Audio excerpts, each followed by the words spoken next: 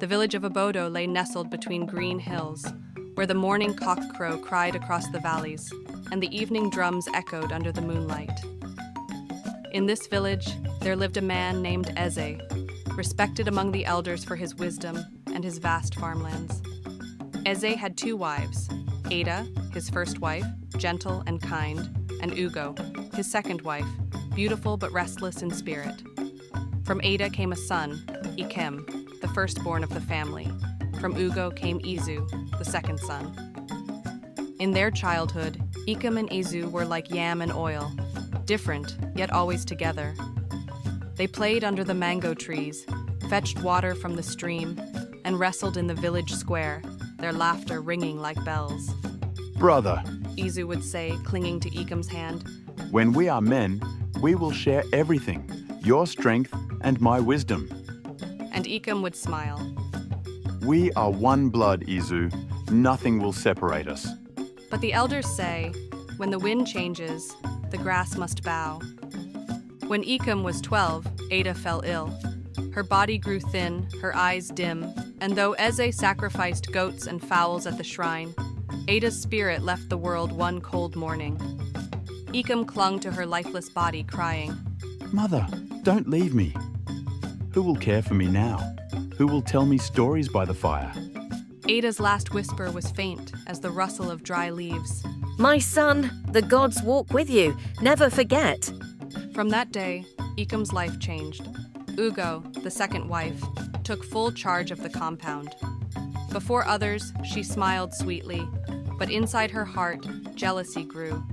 She whispered to herself, Why should Ikem, son of Ada, inherit this house? My son Izu is just as worthy. No, he must be greater. so she fed and clothed only Izu. Ikem was left to fend for himself, scraping food, hunting in the forest, trading firewood in the market. One night, hungry and weary, Ikem prayed aloud in his chamber. Gods of my fathers, why did you take my mother? Why do you watch me suffer while others eat? Have you forgotten me?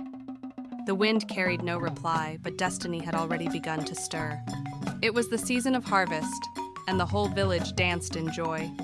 Drums thundered, flutes sang, and maidens with painted faces carried baskets of yam to the shrine. That year, a wealthy trader returned from the city. His name was Odogwu, a man whose riches filled many marketplaces. He stood tall, his agbada flowing like river water, his voice commanding respect.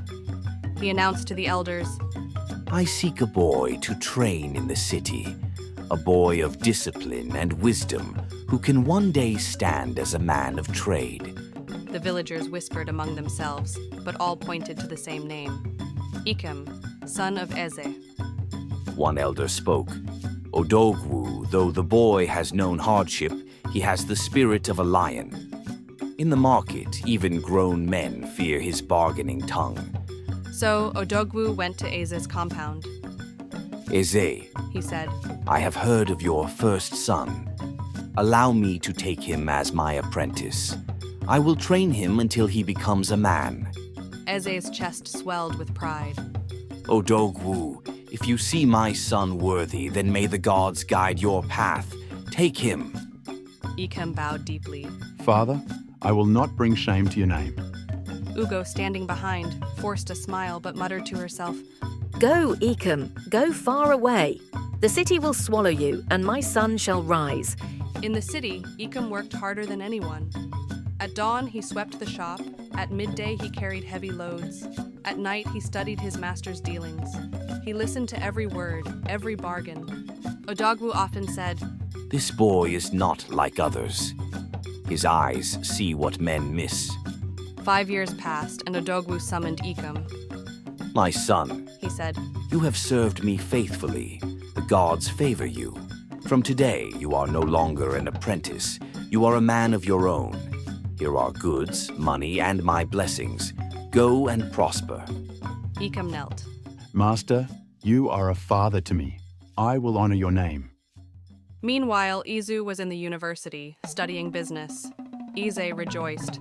My 2 sons are rising, one by knowledge of the book, the other by knowledge of the market.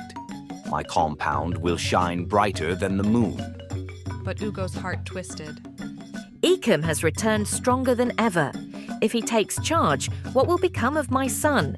During the next harvest festival, Ecom returned to Obodo. He wore fine clothes, his steps confident. He bowed before his father. Father, I have completed my apprenticeship. I have come to take my place and serve our household. Eze embraced him with tears. Ah, Ikem, you are the pride of Obodo. Your mother's spirit will dance in joy. But Ugo's heart burned. That night, as she lay beside Eze, she turned restlessly. Eze asked, Woman, why do you toss like a goat bitten by fleas? She forced a laugh. Nothing, husband. Only the harmattan heat. But in her mind, a dark voice whispered, Ecom must die. The next morning, Ugo walked to the hut of the herbalist. Dibia, She said, trembling. give me something to silence a man forever. The old herbalist looked into her eyes and muttered, Be careful, woman. Poison is like fire. It burns the one who carries it. I don't care. Ugo snapped. Give it to me. He handed her a pouch. That evening she prepared a feast, pounded yam with egusi soup rich in meat. She set aside one special bowl and sprinkled the poison into it. Tonight, She whispered. Ecom will eat and Obodo will forget him. But destiny, the elders say, is a stubborn drum. It beats its own rhythm. Before Ecom could come to the kitchen, Izu returned unexpectedly from school. He was tired and hungry, and without asking, he entered the kitchen. Ah, Mother has cooked. He said joyfully. He sat and devoured the poisoned bowl. Moments later, cries filled the compound. My stomach! Fire burns me inside. Izu screamed, clutching himself, blood pouring from his mouth. Eze rushed out. My son! My son, what is this? Ecom ran too, lifting his brother in his arms. Hold on, Izu. Don't leave me, brother. But before the healer could arrive, Izu lay still, his eyes wide, his body cold. The wails of the compound rose to the heavens. Ugo fell to the ground, weeping uncontrollably. Oh, my son, the gods are cruel. But in her heart, she knew the truth. It was not the gods, but her own jealousy that had struck Izu down. The villagers gathered, shaking their heads. The eldest among them raised his staff and said, Jealousy is a sickness deadlier than poison. She who dug a grave for another has buried her own child. Destiny cannot be stolen. It always awaits its owner. So it was that Ecom, once neglected and hungry, became the true heir of Eze. His name spread across the markets, and Obodo never forgot the tale of the two brothers. Even today, the elders of Obodo tell their children, Do not envy your brother's path, for the gods write destiny with a hand that no man can erase.